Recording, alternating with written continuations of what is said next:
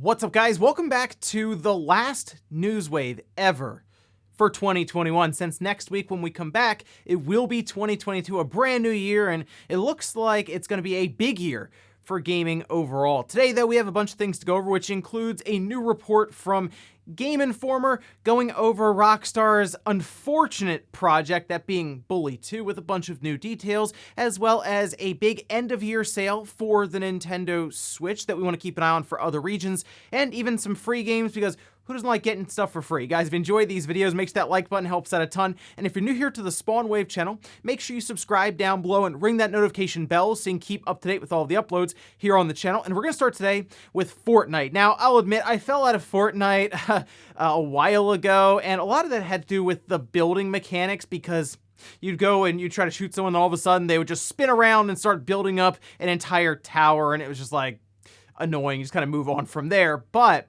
there is word going around that there is a no build mode coming to the game soon. You can see this tweet here that started to make the rounds from HypeX saying, reminder that Epic are working on a no build mode. I feel like this LTM would be so good right now with the Spider-Man and Mythic and sliding and all of this. The big thing here, though, is yes, I would be more interested in Fortnite, actually. And I know that's the big thing that sets Fortnite apart from something like PUBG or other battle royale games, is the idea of being able to build and freely move around the sandbox that everyone's fighting in. But it just became, to me anyway, annoying, and having at least a mode where I wouldn't have to deal with that would be nice. But I guess we'll wait and see if more information comes out about this. Let me know if you're really into Fortnite and this is something you've been anticipating for a little while now. Also, as we head into 2022, we are expecting to see Sony's next big PlayStation VR headset for their PS5.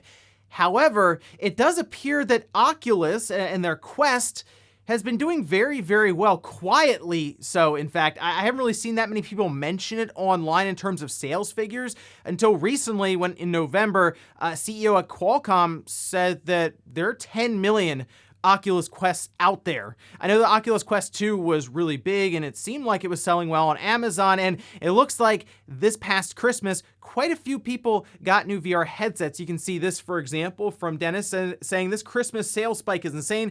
Many, many new people jumped into VR. Yesterday's sales have been unprecedented for Handy Physics Lab. Not even launch day comes close. Now, I mean, you can see the chart there with the massive spike there at the end. And I think the biggest part here with the Quest 2 as the latest example is the idea of it being an all-in-one headset. As in, you don't have to buy the headset and then a PC and the headset and a game console. And if Nintendo or Microsoft want to take a shot at VR beyond the Labo VR thing, I think that would be the correct route to go, especially if Nintendo wanted to try VR.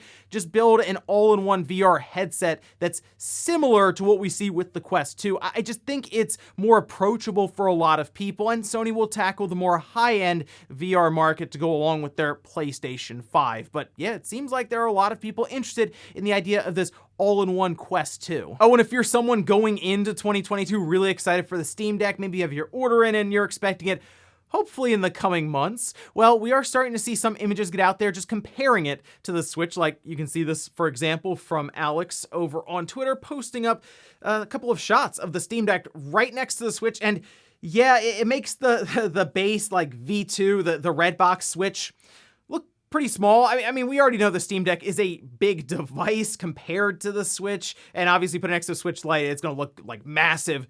But people are starting to even compare it now to the Wii U gamepad. So that's kind of where I'm lining it up there, as people start to overlay it in terms of the dimensions and all of this.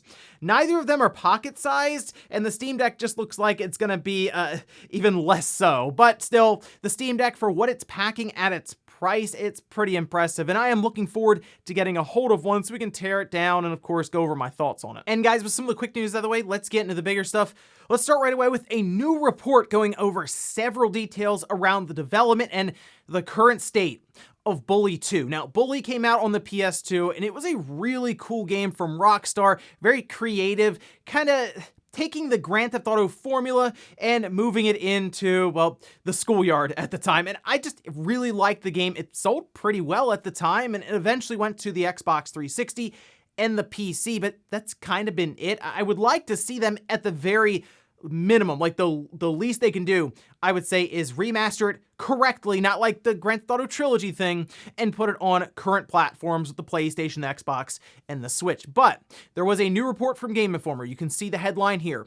The version of Bully 2 you'll never get to play. And this is a pretty substantial write-up. It looks like it took quite a while to get all of the sources together, and mostly they pulled different developers from, of course, Rockstar and their main branch, but they also were able to pull a lot of information from the studio that was originally working on, or at least leading the project for Bully 2, and that was Rockstar New England. Now, Rockstar New England was originally Mad Doc Software, and when Rockstar bought them, they just converted them and turned them into Rockstar New England, of course, being compared to things like Rockstar North, who was just on a roll at that point. I mean, we see Grand Theft Auto come out, and it was just taking over in terms of sales charts. We see GTA 5 is like the most successful overall video game like ever made in terms of revenue generated and sales units. I mean, that's still selling. We still talk about it in the UK sales charts, NPDs,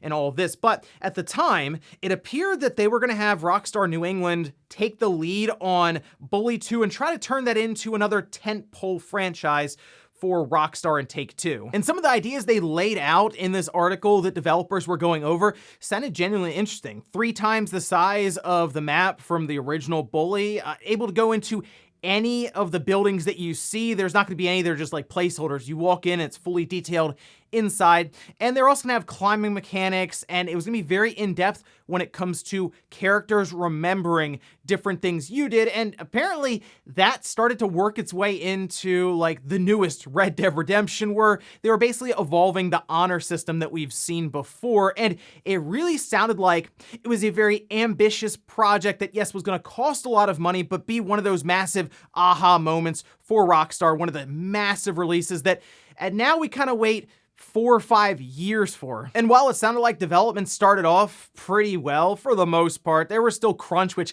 came up a lot in this article, but it sounded like the developers at Rockstar New England had a lot of fun working on Bully 2, whereas they ended up being pulled off of that project and then put on things like Max Payne 3 that they didn't seem that excited to work on, and that led to even more crunch. And unfortunately, as these developers are pulled off of Bully 2 within Rockstar New England, they never went back to it. Apparently, they created an entire playable slice of the game to present as a prototype using Grand Theft Auto assets, and it's still there, supposedly, like within Rockstar. It just hasn't actually done much else from that point years ago, and it sounded like from what they had created, still another 3, maybe even 4 years of development to get it done. It doesn't appear that Bully 2 has been officially canceled within Rockstar, as no one really knows the state of it at this time. They have gone back to it many, many times, as we've heard with different rumors and reports. This is just a very in-depth look at kind of the inner workings at Rockstar when it comes to this Bully sequel, and I'd like to think that someday we will see a Bully 2. I do believe there is a pretty good market for that series, and I'm surprised that we didn't get much else after the first one, because based on its initial reception, seemed like they could have Bully, Red Dead, and Grand Theft Auto as some of their bigger franchises still going now, and we're just still waiting for another game in the Bully series. We eventually got that Red Dead Redemption sequel, so who knows? Maybe at some point in this generation, the PS5, the Xbox Series, we see a new Bully game, but based on this, it seems like they're just trying to figure out how to even make that happen in the first place. Next up, let's talk about a big Switch eShop sale, and you want to keep an eye on the other regions. This one in particular is for the UK, but as we've gone over before, that we will usually see these sales go live in other regions, at times a day later. This is all centered around New Year's, and most likely over the weekend, or maybe even today, you will see this go live in places like the US and others. So just keep an eye on that. But I was going through it, and there are some really good sales here. So let's start with a couple that I have here, and we're also going to scroll down kind of the list that you can go and search up now. These are all in pounds, so of course you'll have to convert it to other currencies to see what it could be in your region. But we'll start with Saints Row 4. That's $244. Then we have Sonic Mania at $799. Super Bomberman R, $449. DBZ Kakarot, that's $29.99. Torchlight 3, $539. Some of these games, by the way, that are under $10 are like 80% off. One of them is 90% off that I think is an absolute steal we'll get to. God Eater 3 at $7.99. Gear Club Unlimited 2, $5.38. BioShock Collection, $15.99. I always enjoy taking advantage of sales when they have the collections because you got to remember there are a bunch of games in that package there. Sword Art Online Fatal Bullet, $7.99. Disco Elysium, $23.39. That's a pretty good pickup there for a game that will keep you busy for a while. Fire Emblem Three Houses, same deal there, $33.29. SteamWorld Heist, this one's a steal at $2.99, but the biggest one that I had an absolute blast with, and it's still fun to go back to, Red Faction Guerrilla Remastered. $179. The game is like 90% off. So like I said, keep an eye on your specific eShop, your region, because most likely this kind of sale will go live in other parts of the world. Or hey, if you're in the UK, take advantage of some of these sales because they're pretty good. Like I said, 80 to 90% off was pretty common, just kind of going through the list of the games on sale. But not to be outdone, we do have some free games to talk about that, and that is from the Epic Game Store for PC. They've been doing this thing where every day they were giving away a free game, but I realized by the time I tell you what the game was the day before, it'll have expired and they'll be on to the next one. However, there is a set of games that is good until next week, and I was a little surprised when this went up because it's a pretty good deal. Take a look at this here. This was posted up over on Twitter by Nibelian, and yeah, it's Rise of the Tomb Raider, the 20-year celebration, Shadow of the Tomb Raider Definitive Edition, and then just Tomb Raider 2013. They're all free to claim on the Epic Game Store right now. And that's until January 6th, 5 p.m.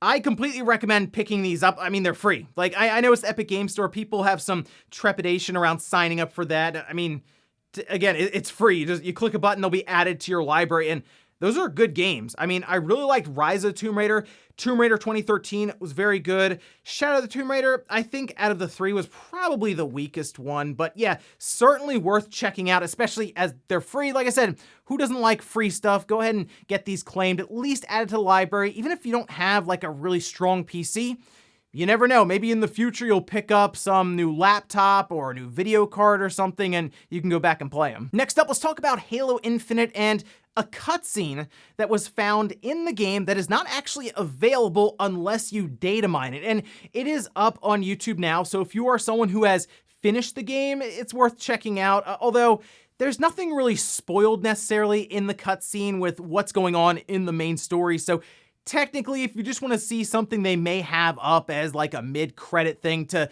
lead you on to the next part of Halo Infinite, you can check it out. But after taking a look at this, I'm a little unsure as to why it's not activated in the game, considering it's something you would see after you finish it, and it appears that it's leading into the next part of this live service experience that Halo Infinite will eventually be when it's all done. Like what we have now with Halo Infinite, it's going to look completely different in like 5 or 6 years as they continue to tack on more and more content.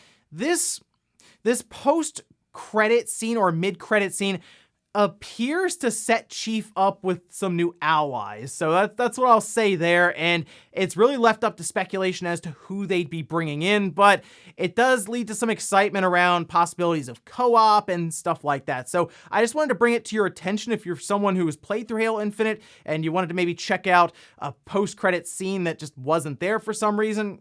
There you go check it out on YouTube. It is odd that they pulled it unless, hey, maybe it's not ready, or maybe it's something they had plans for and they decided to scrap. So I guess we'll find out as we head into 2022 and find out more information around co-op and more content for that campaign. And in our last bit of news, let's talk about an update for God of War Ragnarok. Now, this is a game that I do think is coming out in like August or September 2022. Remember, it was originally supposed to come out at the end of 2021. I don't think anyone really believed it, but here we are now looking towards next year for God of War, but something popped up online yesterday that certainly surprised and caught some people off guard. You can see this tweet showing that God of War Ragnarok has been rated in Saudi Arabia as an 18, which, yeah, that makes sense there, but it's already been rated in one part of the world on a ratings board, makes you wonder, wait, are we closer to God of War than we originally thought?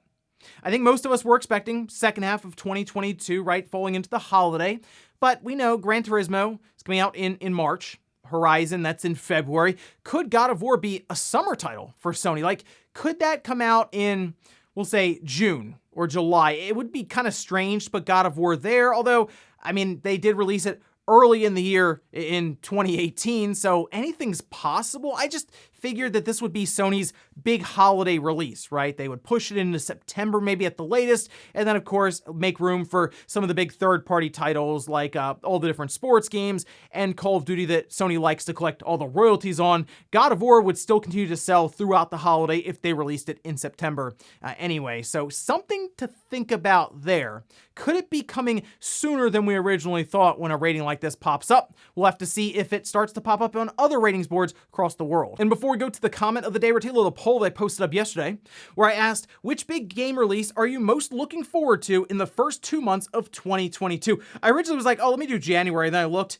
Pokemon Legends Arceus is the only thing really out in January that's like notable, but that did lead the poll 35%. Elden Ring is basically even with it within margin of error, 34%. Horizon Forbidden West at 20%. Dying Light 2 at 7%. And I did put King of Fighters 15 in there at 4%. People were telling me, hey, you gotta acknowledge King of Fighters 15. I think this was the last time I did a poll on big titles for 2022.